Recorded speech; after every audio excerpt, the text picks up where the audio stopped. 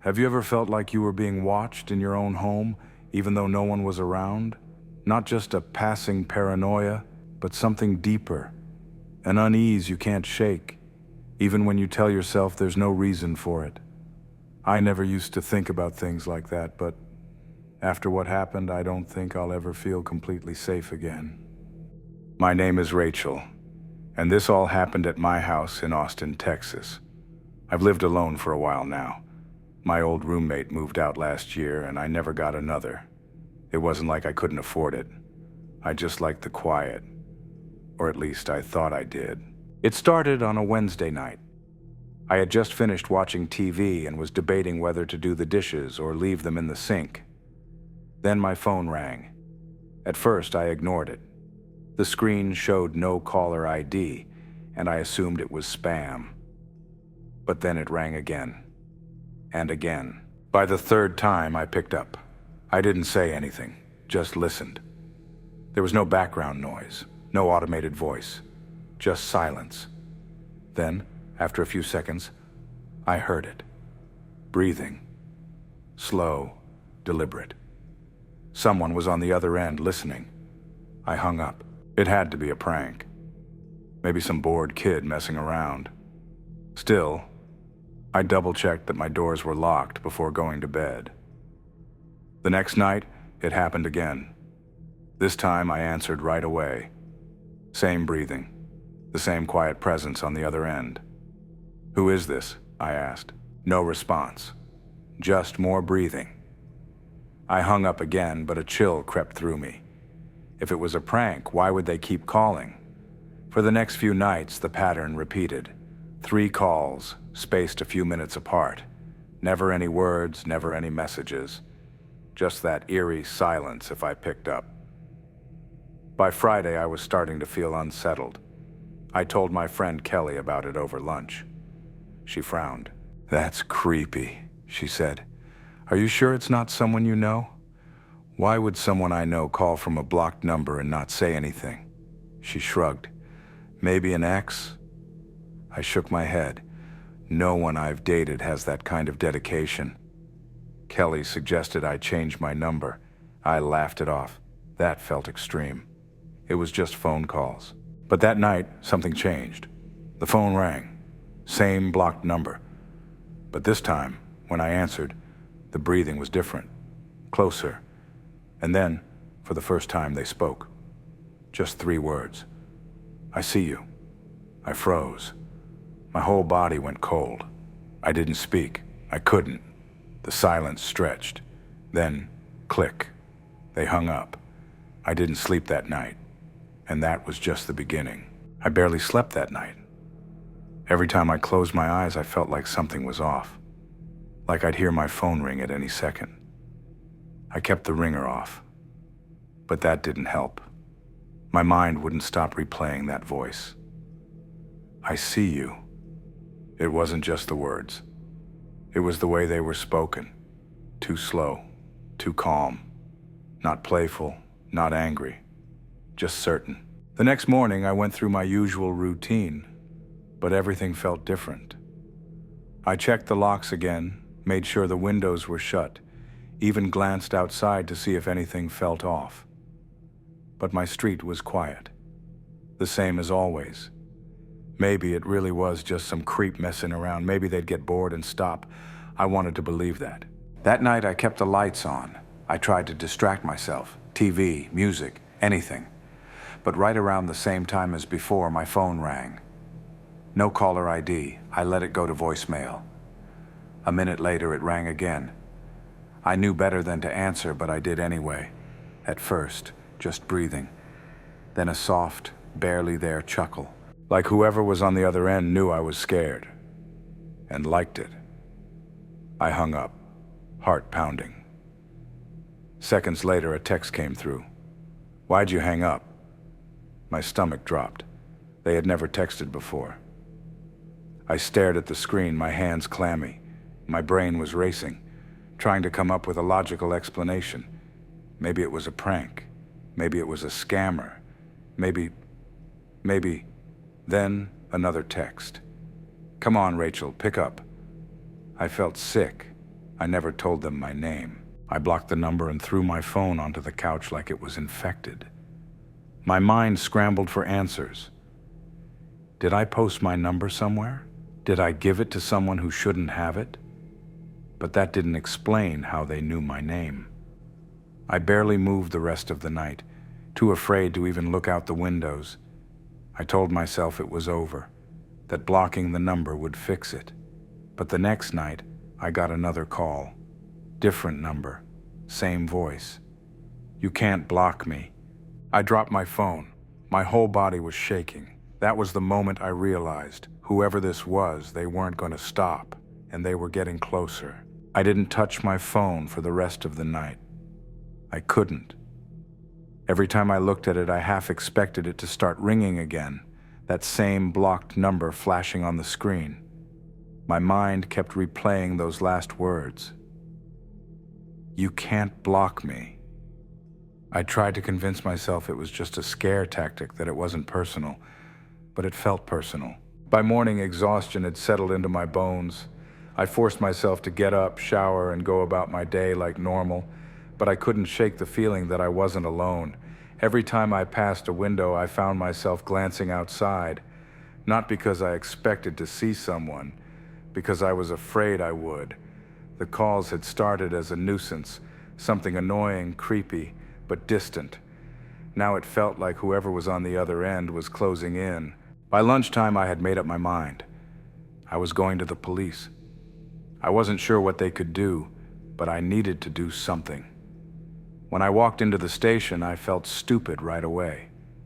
People were there reporting serious crimes, break-ins, assaults, things you could see and prove, and I was just some girl complaining about weird phone calls.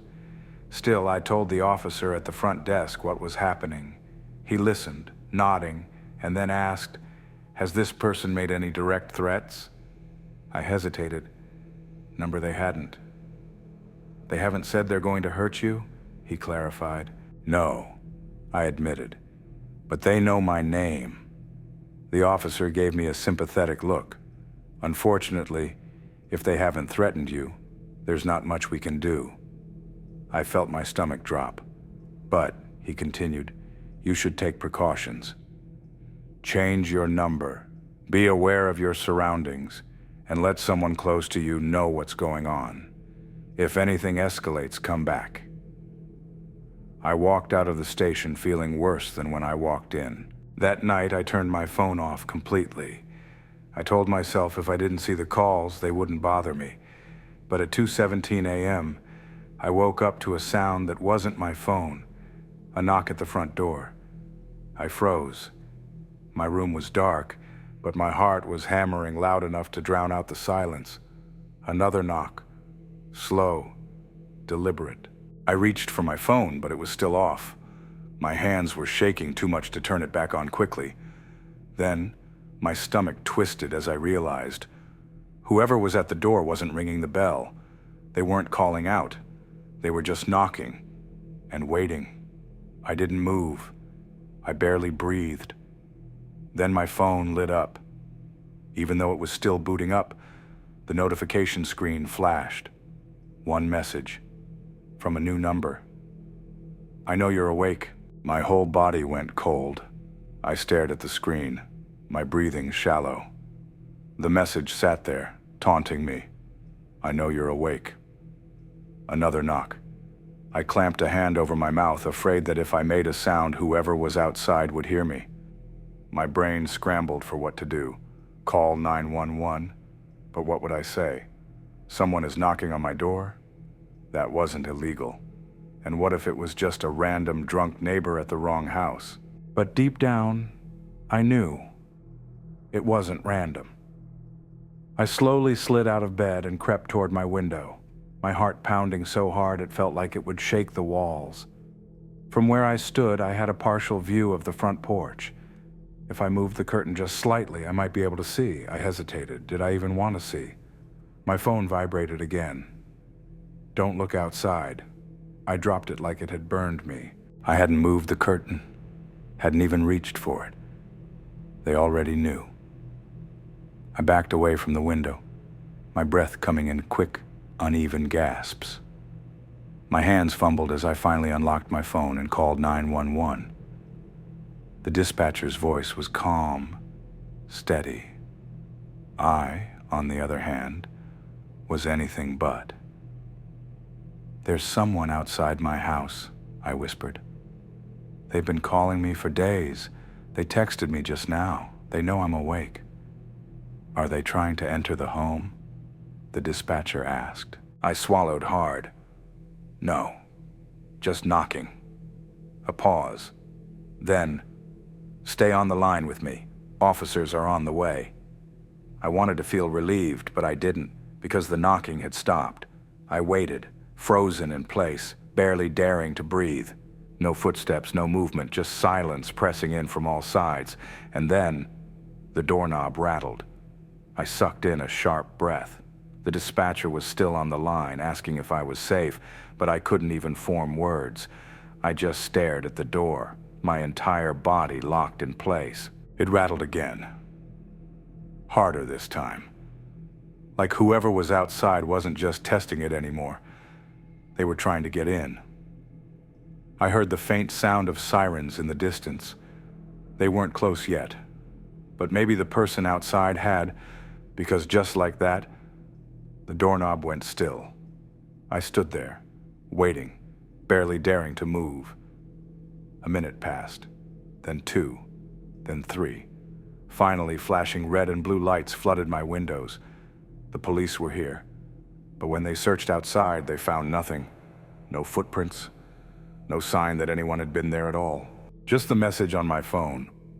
"I know you're awake," and that was only the beginning.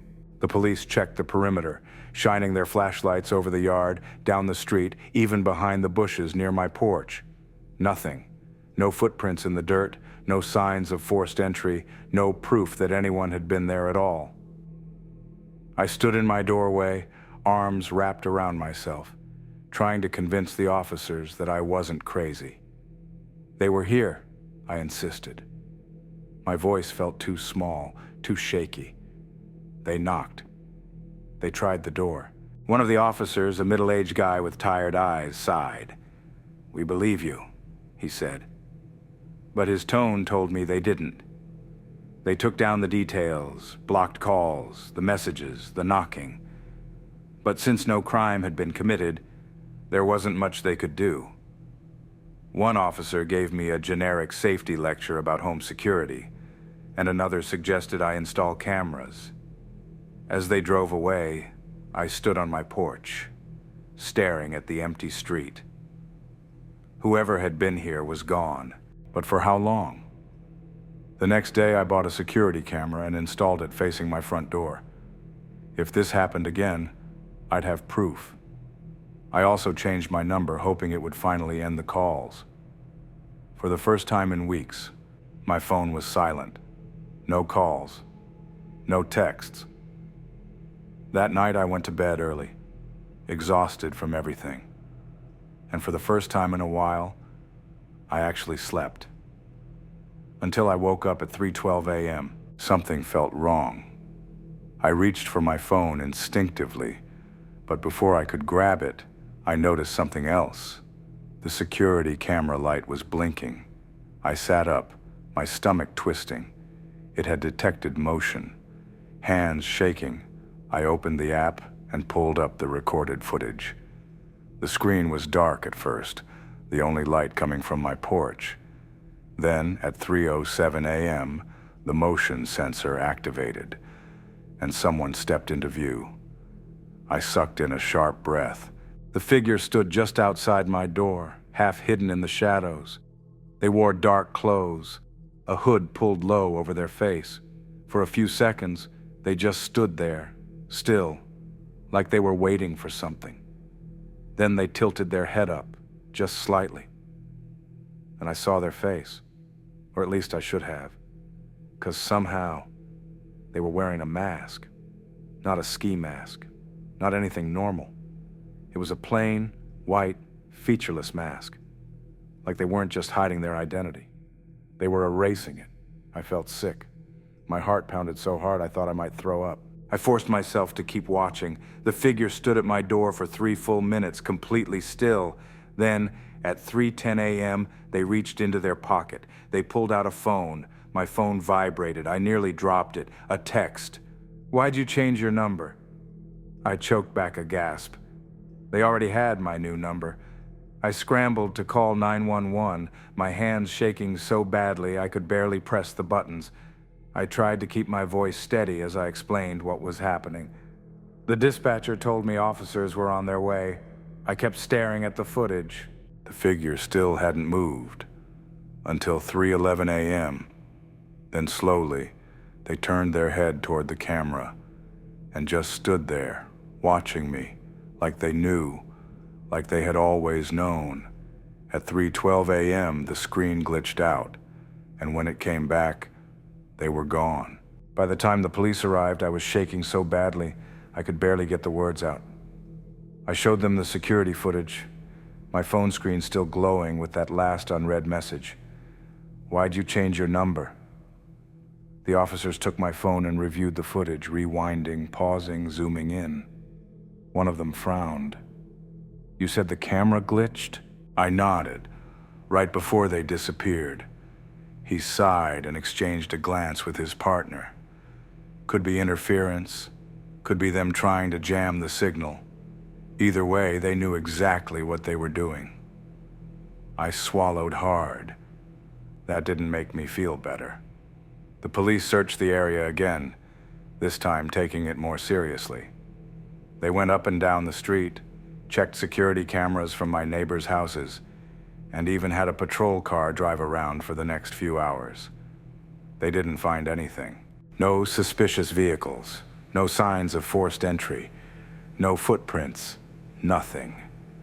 I sat at my kitchen table while one of the officers went through the standard safety talk again. Change your locks, get a better security system, stay with a friend if you can. I nodded numbly, barely absorbing his words, because one thing was clear: whoever this was, they were patient, and they weren't finished with me yet. For the next few nights, I barely slept. Every noise in my house sent me into a panic. My phone stayed on silent, face down, because I was too scared to look at it. But no more texts came, no calls. I told myself it was over. Then, 3 nights later, I heard it. A soft knock at the door. I didn't move. I didn't breathe. I just stared at the door, waiting. Then my phone vibrated. One new message. "I miss our late-night talks." I nearly dropped the phone. My hands were clammy, my breath coming in short gasps. I wanted to scream, to cry, to run. But where? Before I could do anything, another text came through.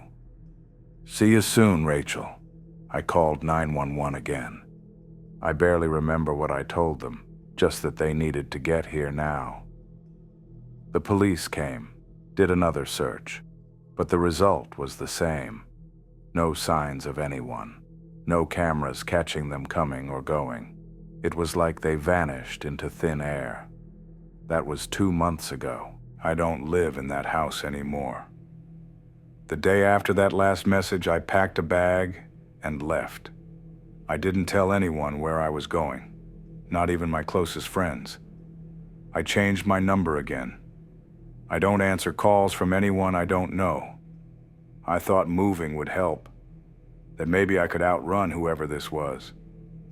But last night, I woke up to my phone vibrating, a blocked number. I didn't answer.